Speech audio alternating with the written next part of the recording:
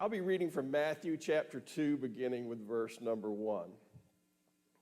In the time of King Herod, after Jesus was born in Bethlehem of Judea, wise men from the east came to Jerusalem, asking, "Where is the child who has been born King of the Jews? For we observed his star at its rising and have come to pay him homage." When King Herod heard this, he was frightened, and all Jerusalem with him. And calling together all the chief priests and scribes of the people, he inquired of them where the Messiah was to be born. They told him, "In Bethlehem of Judea, for so it has been written by the prophet. And you, Bethlehem, in the land of Judah, are by no means least among the rulers of Judah, for from you shall come a ruler who is to shepherd my people Israel." Then Herod secretly called for the wise men and learned from them the exact time when the star had appeared. Then he sent them to Bethlehem, saying, "Go and search diligently for the child, and when you have found him, bring me word so that I may also go to pay him homage." When they had heard the king, they set out. And there ahead of them went the star that had been seen at its rising until it stopped over the place where the child was. When they saw that the star had stopped, they were overwhelmed with joy. On entering the house, they saw the child with Mary his mother, and they knelt down and paid him homage. Then, opening their treasure chests, they offered him gifts of gold, frankincense, and myrrh. And having been warned in a dream not to return to Herod, they left for their own country by another road. May God again bless the reading and the hearing of this word. May we hear in it a word that is to us and that is for us on this very day. Epiphany tends to get overlooked a little bit. Pastors and congregations are tired after the Christmas rush, and I don't know that we're fully equipped to give Epiphany its full due that it deserves. The truth is that Epiphany, as it revolves around this story that has been front and center this morning, the story that I have just read, is almost always under-celebrated or mis-celebrated. I could be wrong, but I bet that most of us have already taken those three figurines who brought the gold, frankincense, and myrrh.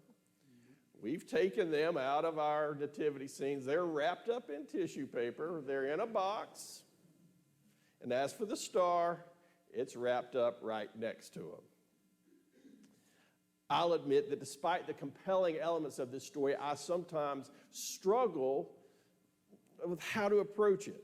This year was exacerbated by the fact that I'm a little bit distracted, if I can be honest. As I shared with you last week, my two sons and I are traveling to Los Angeles after the service today to watch our beloved Bulldogs play for the national championship. It would actually be their second straight national championship, but who's counting? My late mother used to tell me that I straddle a thin line between being pleasantly enthusiastic and downright obnoxious about my team. So be it. Since I was suffering from that form of distraction, I considered creating a parallel story, okay, between the journey of the Magi and the journey of me and my two sons. It could work. There were some pretty easy connections to be made. There were three of them. There are three of us. Okay? Tradition has it that there were three men. Okay? We're still on point here. And we, like them, were going to pay homage to something, albeit of less importance.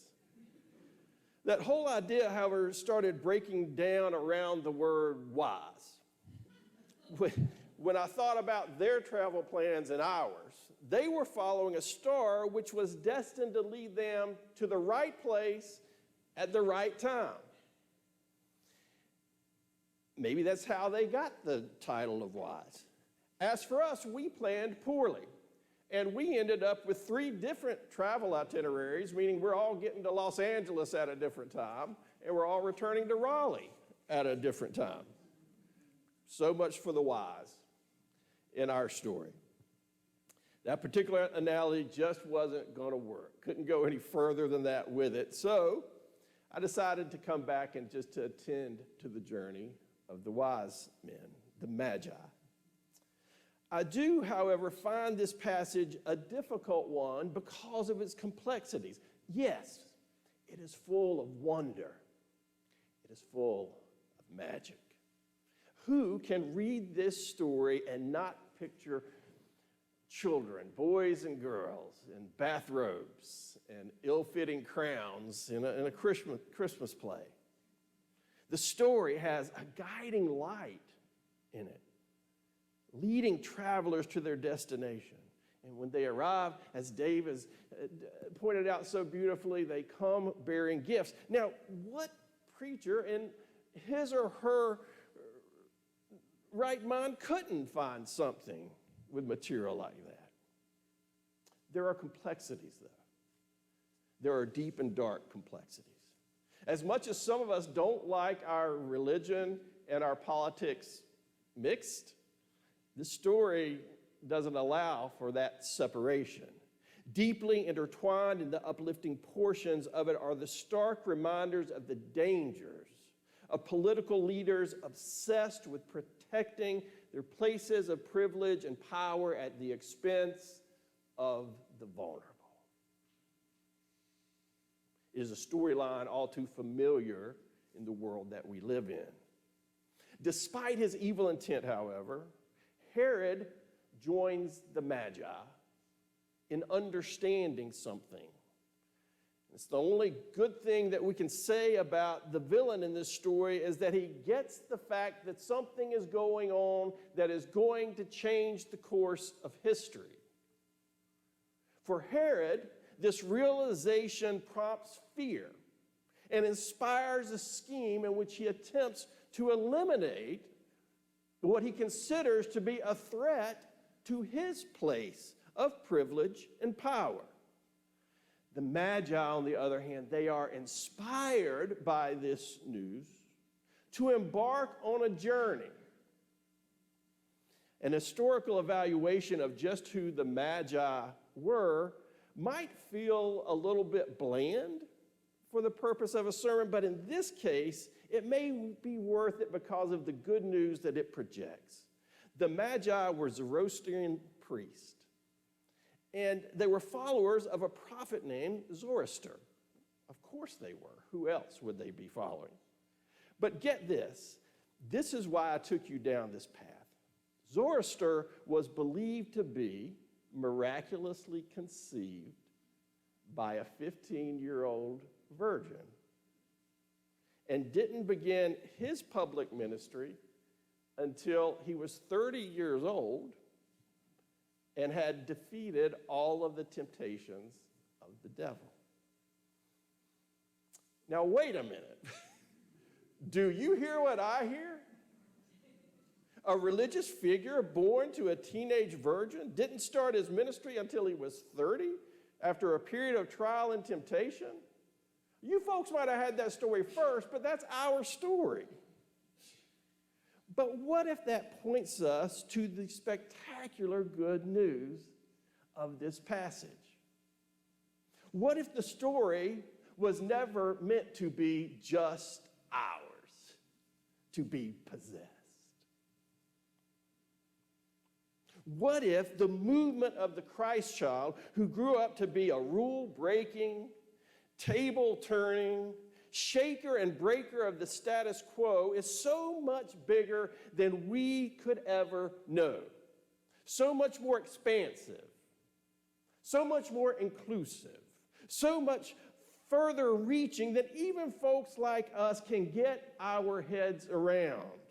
These Magi were Gentiles, they were outsiders, but what if the epiphany we are meant to get a glimpse of with the light of this guiding star is that we human beings are all a part of God's grand story. And it is a story grander than we can grasp.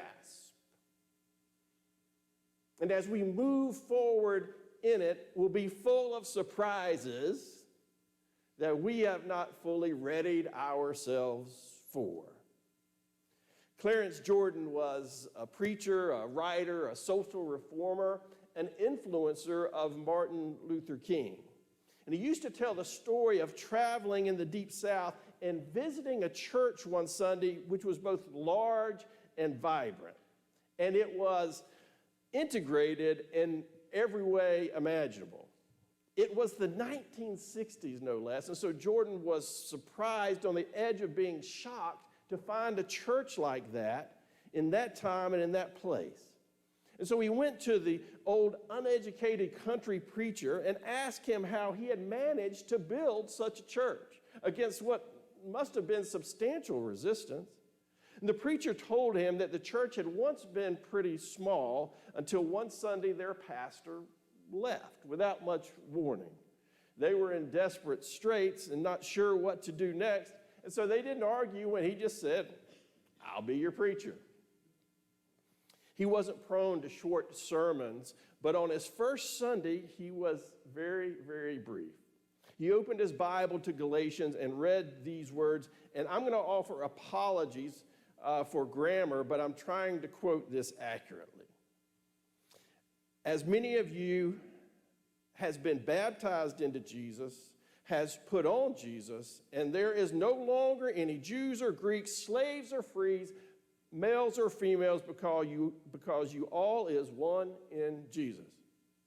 He closed the book, looked at the people and said, if you are one with Jesus, then you's one with all kinds of folks.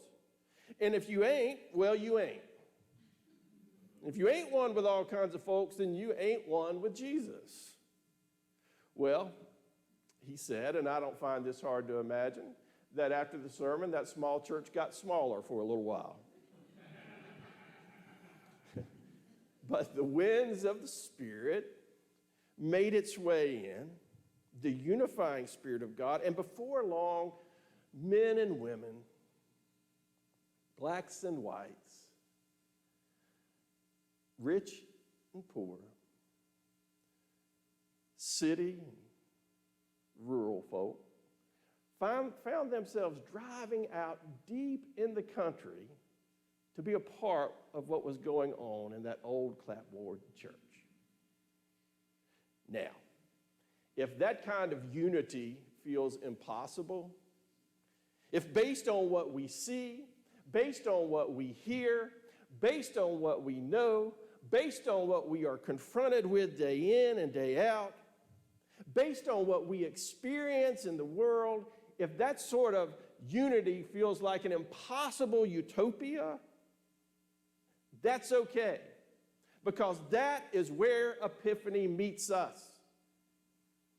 In the line between possibilities and impossibilities. And Epiphany, in the light of that star, calls upon us, beckons us to be challenged, to see in a new way, to meet us in the impossibilities of life.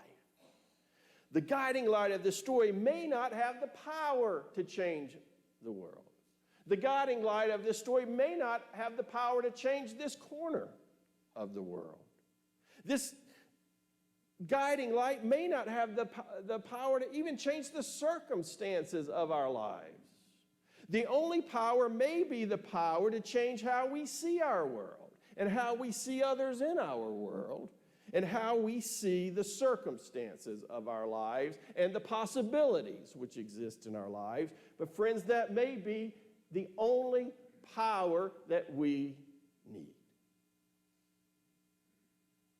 This story, which I have argued belongs to the whole world, well, if that is true, it means it also does belong to you and to me. The path taken by this magi was not only guided by the light of a star, but even more so by the light of their brave and holy hopes, which led them to embark on a brave and holy journey and to do brave and holy things. This past week, I became curious about the first time I ever stood here and preached in this place. And I'm not talking about the first time I did that as your pastor. I'm talking about the time I did it years ago as a guest pastor in this pulpit. In my memory, it was Epiphany Sunday, and that's why it had it on my mind. But I wasn't sure, so I looked back to confirm that. I actually still have a file in my computer titled Pinehurst Sermon. It was indeed Epiphany, I discovered, which touched me a little bit. More than a little bit. It reminded me that in part, the star of Epiphany led me to the discovery of new friends and a new family in this place. Well, fortunately also, I still needed an ending to my sermon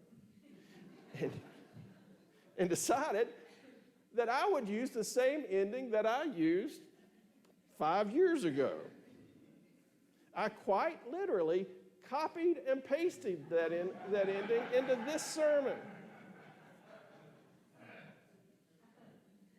And if any of you tell me that you remembered this ending and wish that I hadn't repeated myself, we're going to have a discussion because I don't quite believe you.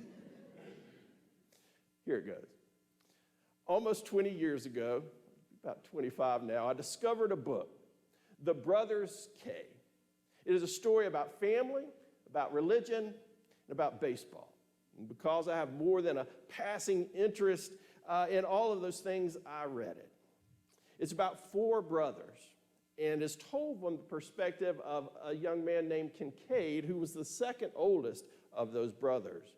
Well, these 4 brothers were expected to be in church every time the doors of the church were open, despite their many protests and very creative excuses to get out of it. During what they called church school, a volunteer was sought each week to offer a prayer before the class concluded. Each week was the same. One hand went up. Same hand of a girl named Vera. Every week, the teacher of the class tried to look past her in the hopes of finding somebody else to pray. No other volunteer ever surfaced. Vera had been born with a speech impediment, which caused her speech to be stuttered and muddled, and when she prayed, her enthusiasm only exacerbated the problem. One morning as she prayed, the snickers of this room full of teenagers started, and then got louder until it was outright laughter. But she kept praying. She prayed for everything and everybody. She prayed for the world. She prayed for the town in which she lived. She prayed for the church. She prayed for the sick. She prayed for the grieving. She prayed for the lost. She prayed for the boys and girls, laughing at her prayer. This is how Kincaid described the moment. These are his words. Even as it occurs to me that this must be real prayer, even as I see that what is being laughed at is the sound of someone actually ramming a heartfelt message past all the cross signals and mazes of our bodies, brains, and embarrassments, clear on up to her God. When I open my fist and peek at Vera, I see a face so exposed, so twisted in love, grief, and longing, that if she were my sister, I would take my coat and I'd wrap it around her and I would hold her and I would tell her to never, ever do this naked, passionate, impossible thing again. Kincaid, however, would discover. He would grow to be a man who discovered his own way of knowing God, though it differed greatly from the church of his youth. but he would remember all of his days that prayer of Vera. Its passion, its power. And he would realize it had become a star which had shone in the darkness and had helped him to find his own way. Still quoting from that sermon 5 years ago, people of Pinehurst, thank you for having me. Still true. Now hear my hope for you. Wherever you are now on life's journey, may the journey which is before you allow you to see things which change and inspire you. And may you hear God's call to be light in the darkness and to do your own set of naked, passionate, impossible things. And may you do them again and again. And the only thing I will add now, 5 years later, is now we get to do them together.